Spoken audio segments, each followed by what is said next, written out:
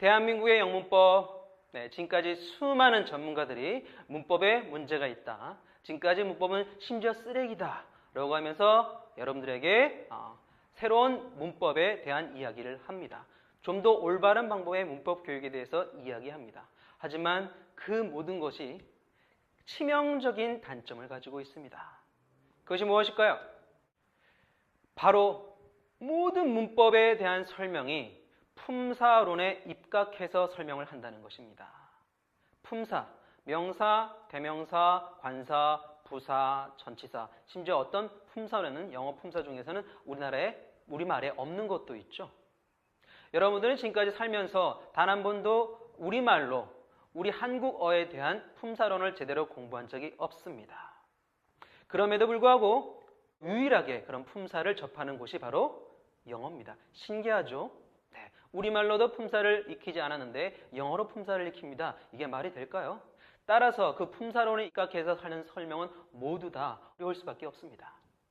마치 석박사들이나 관심 있을 만한 품사론에 입각해서 구구절절히 설명하는 그러한 문법은 절대로 여러분에게 득이 되지 않습니다. 어렵기만 할 뿐이고 들어도 절대 해결할 수 없는 여러분만의 고민으로 남게 되는 것이 바로 문법입니다. 그러한 방식으로 문법 공부에서는 절대로 안 됩니다. 문법이란 내가 하고 있는 이 말들을 좀 더 정교하게 다듬어서 정확한 표현을 할 수 있도록 도와줘야 됩니다. 그러기 위해서는 문법 안에 용어들이 쉬워야 될 뿐만 아니라 우리말에 대한 이해와 접목이 돼서 쉽게 펼쳐내야 됩니다.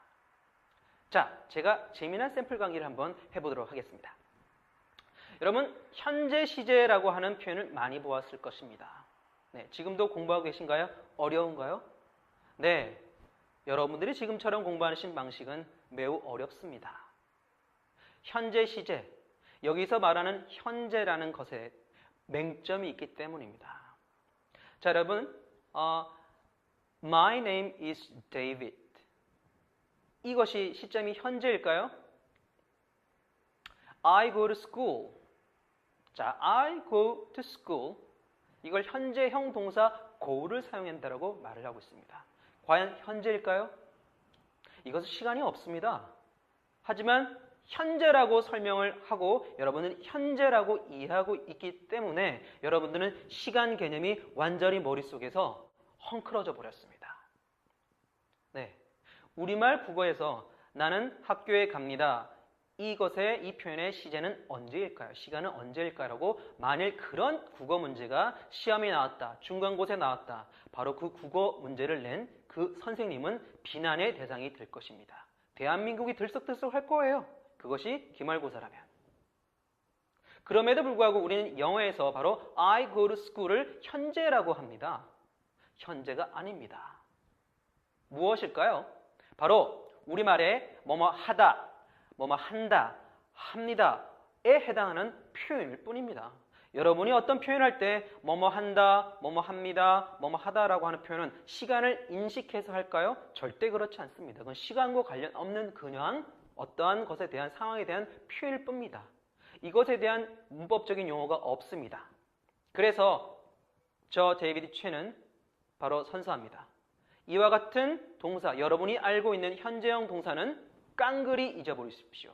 특히 현재라는 개념을 완벽하게 잊어버리셔야 됩니다. 그리고 뭐로 새롭게 이해하냐? 바로 하다, 합니다, 한다 이와 같은 일반적인 표현을 할 때 그냥 동사를 쓰면 됩니다. 나는 학교에 갑니다. 나 학교에 가. I go to school이에요. 나 학교에 간다. I go to school now.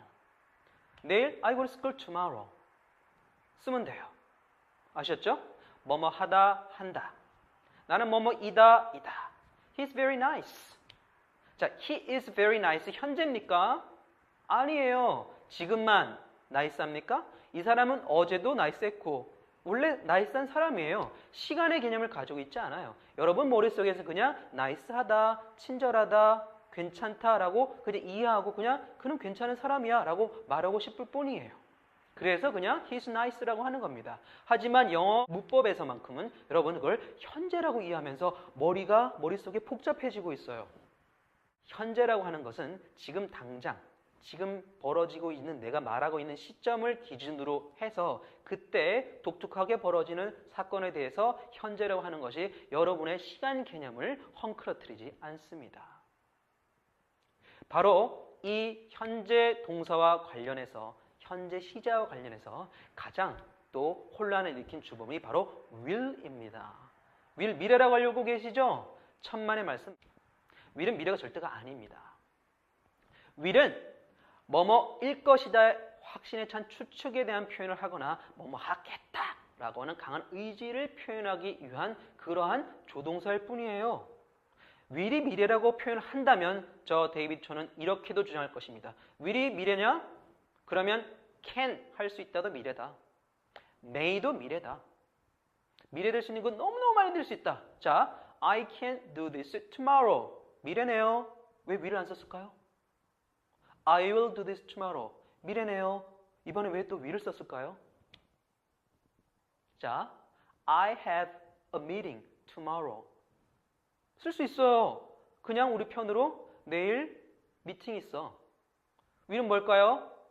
내일 미팅을 가질 거야. I will have. 그 뜻이에요.